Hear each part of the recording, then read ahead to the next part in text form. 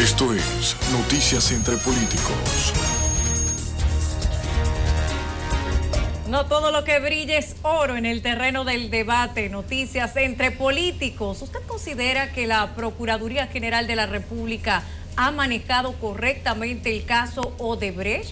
Tiene usted la oportunidad a través de las redes sociales en @CDN37 y con nuestro numeral oficial Noticias entre Políticos comunicarse. Estaremos leyendo sus comentarios para que también forme parte de este panel de debate a través de CDN Canal 37.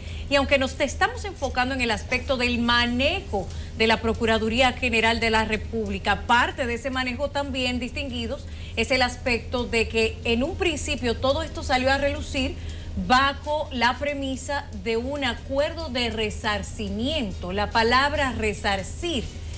Entiendo en lo particular que hasta tanto no se imputen responsables, no se podría hablar de resarcimiento. Claro, yo quisiera que en el plano del debate me explicaran eso ustedes como conocedores, iniciando con doña Guadalupe Valdés.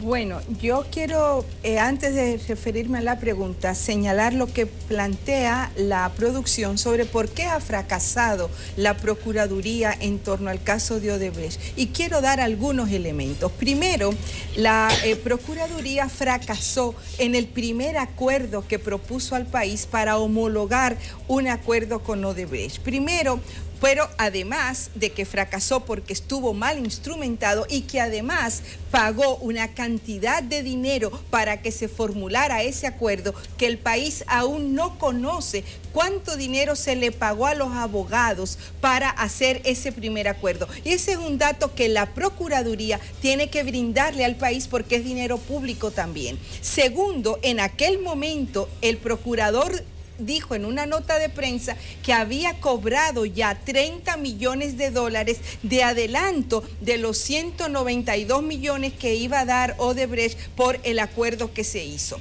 Y ese fue un dinero que tomó de manera ilegal el procurador porque no estaba homologado ningún acuerdo y justamente para poder cobrar tenía que haber una sentencia porque eso es una multa. Pero hoy aún no sabemos cuál fue el destino de los 30 millones que cobró la Procuraduría por ese concepto. Pero además quiero señalar que en el último tramo el procurador dice que el 19 hizo un segundo acuerdo en el cual se exonera a la empresa y a los funcionarios de la empresa para no ser sancionados, y en ese segundo acuerdo él dice que la importancia de esa era que se iban a saber antes los nombres. Antes era el día 19, él lo dio a conocer al país que ya habían llegado el día 18. ¿Y qué está pasando? Que faltan apenas 7 días para que el país conozca, pero que se desclasifiquen los datos a nivel mundial y todo el mundo los va a conocer. Por eso yo diría en esta primera intervención que es como dicen, se le está pasando la guagua y después no se va a poder montar en ella, porque cuando el procurador se venga a dar cuenta, ya el proceso le habrá pasado. Tienen que instrumentar los expedientes, eso se pudo haber agilizado porque la denuncia está desde hace mucho tiempo, pudo tener eso avanzado para inmediatamente él, con el famoso acuerdo, tuviera los datos, poder hacer el sometimiento a la justicia como que es lo que se espera. O sea, necesitamos los nombres de todos los imputados, no solamente de una parte. Claro. Esos nombres tienen que ser oficiales, tanto y tienen que ser los mismos, los de Brasil como los que llegaron a la República Dominicana, y eso tiene que ser sometido a la justicia. ¿Para qué? Para que puedan ir a la cárcel todos los que robaron el dinero público. Esa es la demanda del país, es la demanda ciudadana. Para pasar con nuestro panelista Hamlet Melo de la casa, voy a tomar como referencia una cita suya del análisis previo, cuando decía, cito, la prisa no es un buen aliado. Hablaba sobre instruir los expedientes y demás, y esa es una realidad. Ahora, no menos cierto es que también la falta de celeridad en los procesos es una negación de la propia justicia.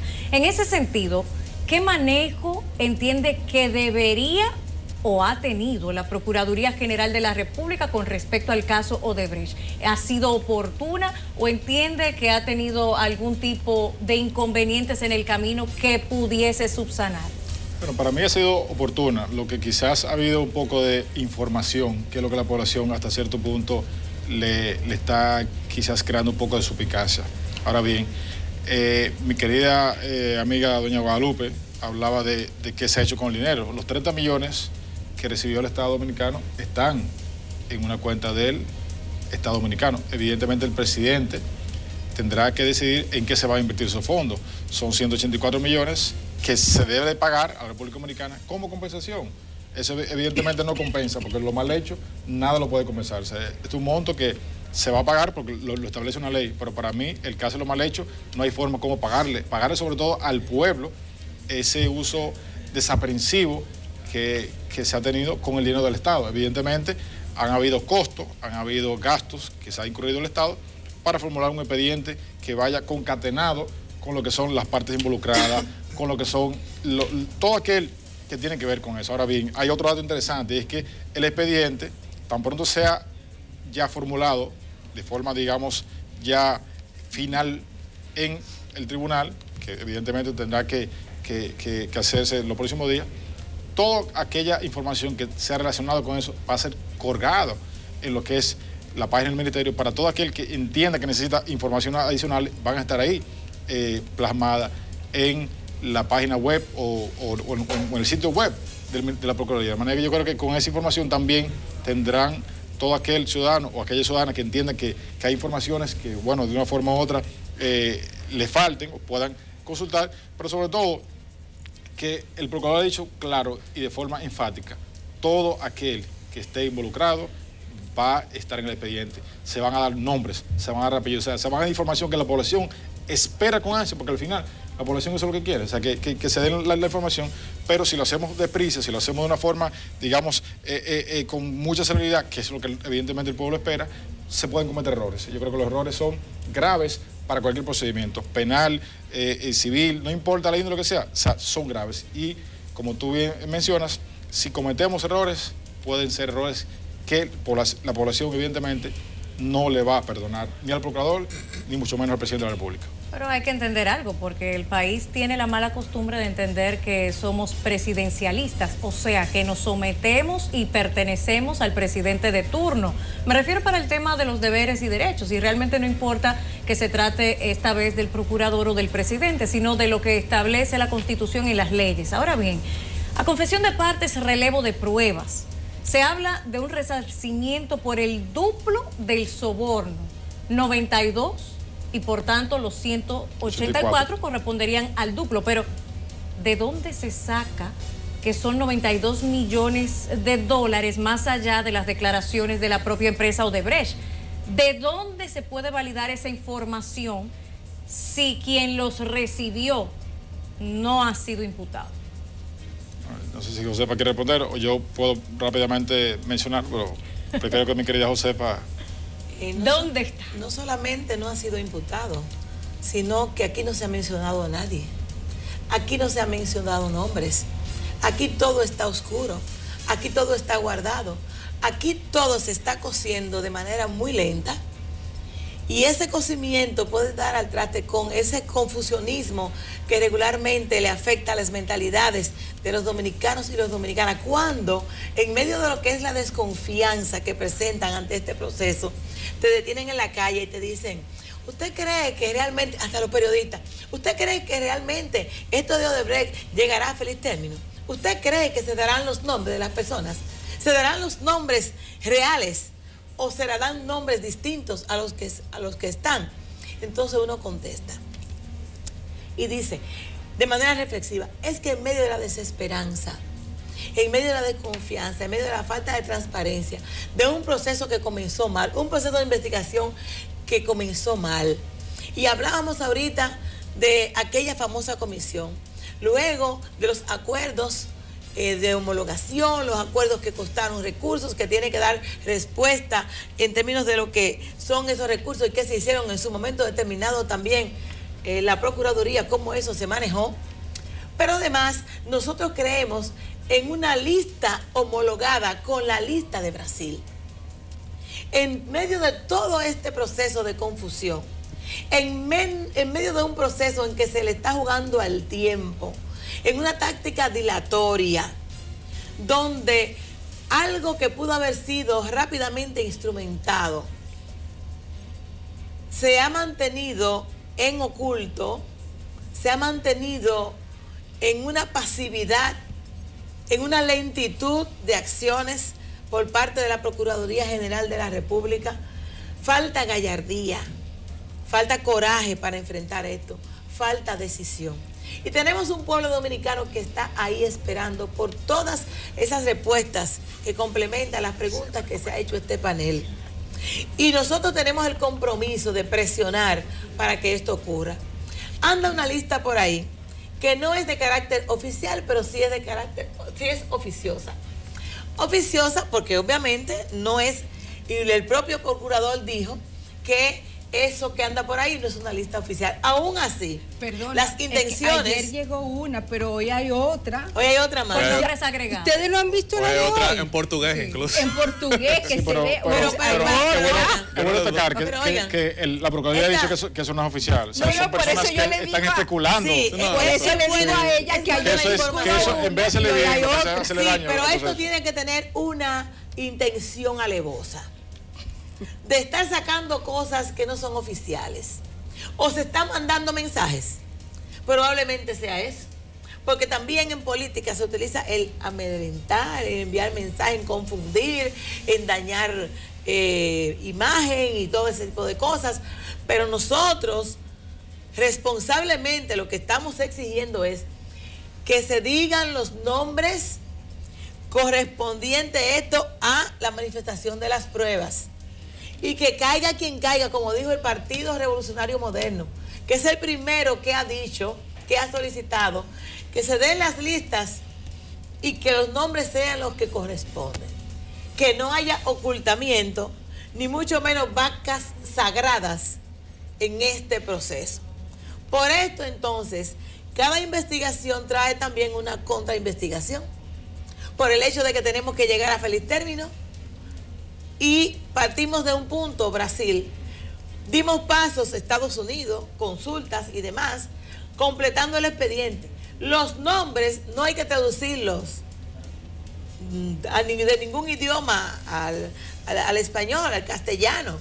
No hay que traducirlos, simplemente los nombres son los nombres. Ahora, la instrumentación de los expedientes amerita un proceso que yo creo que tiene ya tiempo suficiente. O es que son tantísimos, que los expedientes no han podido ser preparados de manera adecuada y justo a tiempo. Entonces yo creo que es una revisión que se debe dar con relación a todo esto. Y que nos recordemos que este país tiene muchos veedores, que hay mucha gente que está chequeando qué es lo que va a pasar aquí. Que los involucrados de una manera u otra puedan expresarse y explicar cuáles fueron sus niveles de incidencia en cada proceso. Y recordar también que los 17 años que tiene el Partido de Liberación Dominicana gobernando, tiene 17 años en negocios con Odebrecht, como también ha estado en el tiempo que estuvieron otros gobiernos que han tenido algún tipo de relación, porque se trata de una empresa constructora. Ahora bien, culpable es culpable y las culpabilidades se miden, pero vamos a tratar de que todo esto llegue a un juicio que sea cónsono con lo que es la realidad, con lo que es la verdad, con lo que es la transparencia y con lo que espera el pueblo dominicano. Justicia. Las consecuencias que deben llegar, que no se trata del caso de aquel que se robó 3 chinolas o que se robó 4 panes, que hizo delitos menores. Se trata ahora de grandes delitos de lesa patria, grandes delitos al erario, y que obviamente las consecuencias que debe tener el caso por la implicación incluso hasta internacional que tiene, que ha puesto en juego la credibilidad de la República Dominicana y ha puesto en juego la moral nuestra como país, yo creo que tenemos que decir quiénes fueron los culpables de todo este desastre. Yatzel Román, PRCC. Así es, trasladémonos por un momento a lo que serían las aulas, ya sea de las escuelas, ya sea de las universidades. Ahí a los estudiantes se les juzga por el resultado, no tanto en sí por sus intenciones. Cuando un estudiante entrega su tarea, entrega su examen, quizá por mejor que le caiga al profesor, por más bien que le caiga al profesor, tiene que juzgarlo en base a lo que él tiene ante sí y tiene que darle su calificación en base a eso que produjo. Entonces, ante la pregunta de cómo se ha manejado la Procuraduría General de la República, esto no se trata de personalismo, sino de juzgar los resultados, no las intenciones. Yo tengo que darle una calificación de reprobar a la Procuraduría General de la República en el manejo del caso Odebrecht. ¿Por qué? Porque comencemos con algo tan sencillo como las relaciones públicas. Yo entiendo que el manejo, antes que apelar a la confianza de la gente, ha fortalecido la percepción de desconfianza en las autoridades, incluso comenzando desde el punto de vista del acuerdo de homologación con Odebrecht, que cuando dio su rueda de prensa, sus palabras fueron las que dieron a interpretar de que el día 19 de mayo íbamos a tener algunos nombres, algo que podemos darle quizá el beneficio de la duda, quizás eso no fue lo que él dijo. Ahora bien, en todo ese tiempo él no salió jamás a desmentir a los medios de comunicación, no salió jamás a desmentir a los analistas que decían que esperaran el 19 de mayo. Incluso parece que hubo comunicación nula con el propio oficialismo, porque muchos voceros del Partido de la Liberación Dominicana o de los sectores aliados al gobierno eran los mismos que le decían a los opositores, que nos decían, pero cálmense, que el 19 de mayo habrá nombres. Entonces, si al día de hoy y ayer hemos estado recibiendo la circulación de listas quizás apócrifas, eso se debe precisamente a que con el manejo deficiente de las relaciones públicas de la Procuraduría se ha fortalecido esa desconfianza. Entonces ahí tengo que ponerle F.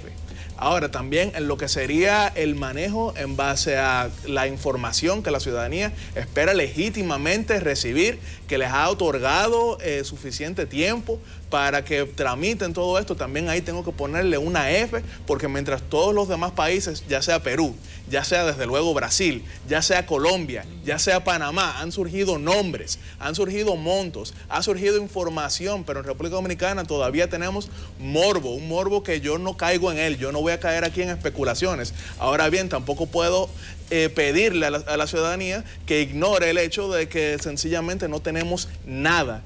Yo no digo que no va en ningún momento a llegar información, yo no digo ni siquiera que no van a caer algunos cuantos. Ahora bien, eso ya va a ser lamentablemente muy tarde, porque hay algo que está muy golpeado, que es la credibilidad tan frágil del Estado. Entonces yo quiero tomarme unos 40 segundos muy leves para yo hablarle a los jóvenes que están viendo este programa y que quizá piensan en entrar a la política. Precisamente estuve en la tierra de Hamlet, en Higüey, hace unas cuantas semanas dando una charla sobre participación política y me preguntaban, ¿qué tú me puedes decir a mí que quiero entrar a la política? Me preguntaban esos jóvenes de 18 y 19 años. Y yo lamentablemente tuve que decirles la realidad, que es un mundo que por lo que representa la política, que donde no siempre se va a ganar, lamentablemente es quizá el 30% de lo que te propones, lo que vas a lograr. Y siguiendo con lo negativo, tuve que decirle que incluso con ese 30% que logres, lamentablemente vas a tener, por la naturaleza divisoria de la política, al 50% de la población en tu contra. Y también lamentablemente en la política muchas veces vas a ser juzgado no por lo que tú hagas ni lo que tú digas, sino por lo que hagan y dicen otras personas con las cuales tú muchas veces ni siquiera tienes razón.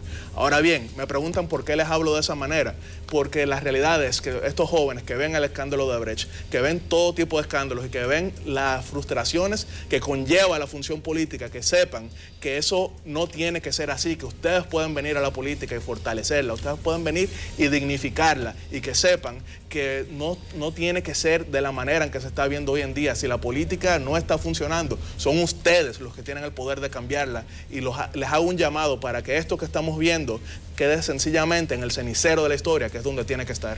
Bueno, la corrupción no fuera tema ni ladrón de derechos ciudadanos y la impunidad no fuera patente de corso para delinquir. Consecuencias.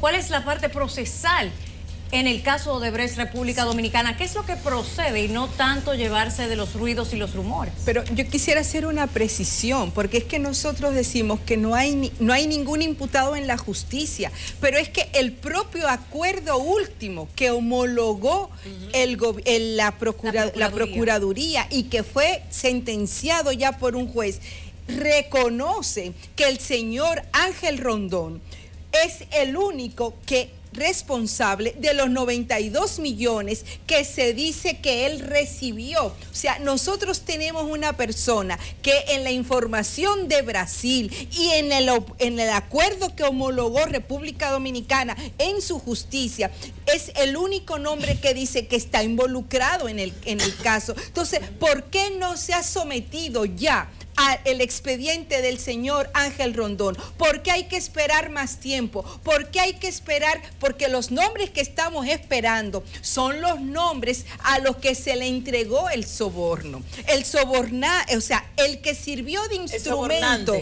El que sirvió de instrumento para recibir el dinero, que él dijo que lo recibió, lo único que él quiso cambiarle el carácter, y él dijo que no era dinero de coima, de soborno, sino que eran por sus honorarios, pero él no ha podido demostrar que fueron honorarios. Y toda la información que llega de las oficinas, el señor Migliato y todo lo que han declarado indica que fue dinero para el soborno. Ahora, ¿a quién él le entregó los 92 millones de dólares? Ahora, el otro tema por lo que hay que profundizar la investigación y es el tema de las sobrevaluaciones. Y en las sobrevaluaciones, que es la pregunta que tú haces, tienen que ver todos los que sobrevaluaron las obras que estaban para ser contratadas y sobre las cuales iban a ser asignadas en base a el soborno. Pero eso significa que esas responsabilidades hay que verlas tanto en el Ejecutivo como en el Congreso de la República, con los diferentes, quienes colocan las órdenes del día en la agenda, quienes son los responsables de las comisiones que en el Congreso aprueban los contratos de préstamo, si esos préstamos se conocieron, si se colocaban 24 horas antes en la agenda del día del Congreso, que lo establece el reglamento de la Cámara de Diputados. No se puede colocar ningún tema que no haya estado publicado 24 horas antes. Entonces, cuando se hacían esos procedimientos, hay que esperar que llegue un tema del Senado para colocarlo ahí inmediatamente,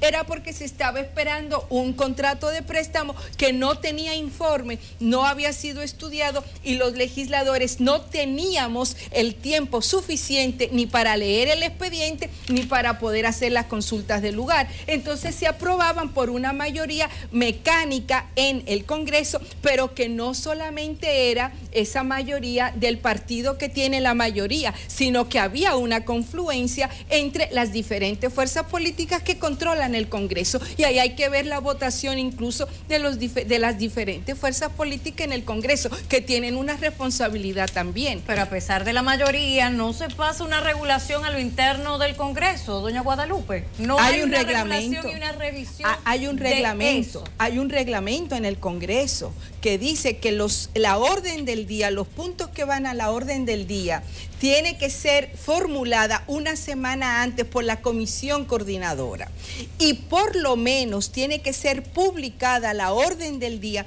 24 horas antes, pero publicada en la página web de la Cámara de Diputados. Pero yo no me refiero a eso, yo me refiero a que una vez aprobada por la mayoría evidente, algo que no tiene digamos, un argumento, una validez por el tema de que no pudo ser consultado, de que no pudo ser validado, etcétera, etcétera, etcétera. Independientemente de que por mayoría se falle, en el fondo, porque es en la forma, porque hay una mayoría, pero en el fondo, si es algo que no está sustentado correctamente, no hay un método, un mecanismo a lo interno del Congreso que pueda revisar y regular cuando hay esas irregularidades. Sí, pero es que el Congreso mismo está anulado para eso. Está anulado porque aprobaron, cuando el Pleno te aprueba un préstamo o un contrato, difícilmente... Claro, es que lo primero que no debe hacer el Congreso es colocar el tema de agenda en esa manera. Y lo segundo que no puede hacer el Congreso es aprobar un préstamo en esas condiciones. Ya después, eso, claro que si fuera un Congreso que se respeta, que respeta su propia institucionalidad, que respeta el país, que respeta a los ciudadanos, no hiciera esas aprobaciones. Realmente, yo estoy de acuerdo con lo que plantea Guadalupe Valdés con relación a esos procesos, pero también hay que recordar que cada uno de esos proyectos debe ir a una comisión. Y esa comisión es la que deberá encargarse de estudiar todas las posibilidades que hay de aprobación de ese proyecto. Y es obvio que todas las intríngulis, todos los detalles deben ser analizados por los miembros y miembros de la comisión, pero de eso se trata cuando hay algún tipo de intención real de que eso pase. Si no hay intención de que haya claridad en un préstamo, en cualquier tipo de contrato, pues es obvio que se van a dejar pasar cosas y son de las fallas que se sustentan o se producen por mayorías mecánicas que muchas veces tienen los partidos políticos y también la confluencia para la aprobación de algunos tipos de contratos que realmente en sus momentos han avergonzado lo que es el accionar del Congreso y que ahora está saliendo a reducir cosas que nosotros, como esta, por ejemplo, que es obvio que muchas veces uno dice, pero ¿dónde está la explicación? Bueno, la explicación está ahí en cómo los procesos no se cumplieron de manera adecuada, por ejemplo, con el caso de que un proyecto esté 24 horas antes para poder ser analizado y que haya sido discutido previamente con la comisión coordinadora para su aplicación, pero vienen enlatados directamente del Ejecutivo rápidamente y entonces se ponen en agenda y ocurren todas estas anomalías. Pero todo esto se habrá de develar. Y llegaremos a un punto, a un momento en que buscaremos cuáles fueron los procedimientos que se aplicaron, cómo fue que hicimos las cosas y además cuáles han sido los implicados directos en esas entidades oscuras que se manejan en los congresos para producir algún tipo de cambio en la conducta de votación de algunas personas. Aquí tiene, perdón. No, adelante. Yo creo que aquí tiene que producirse algunos estudios de investigación desde la academia, desde los centros de investigación para develar todo eso. Porque muchas veces pensamos que las cosas ocurren, no, es que hay que ver quiénes eran los presidentes de la Comisión de Haciendas en los diferentes periodos, desde el 2002 hasta el 2016.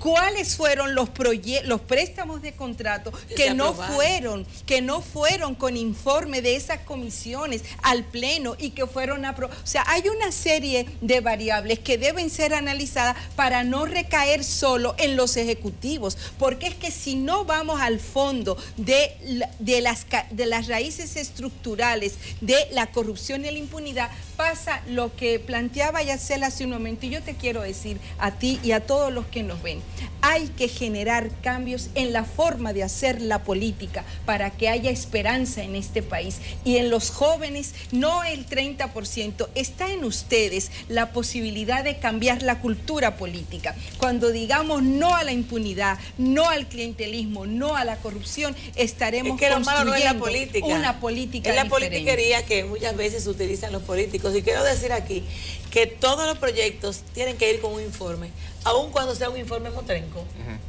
aun cuando no se haya leído el proyecto, por todas las situaciones que se han dicho y que se han develado también aquí, por la prisa, por la imposición, por los manejos y todo eso.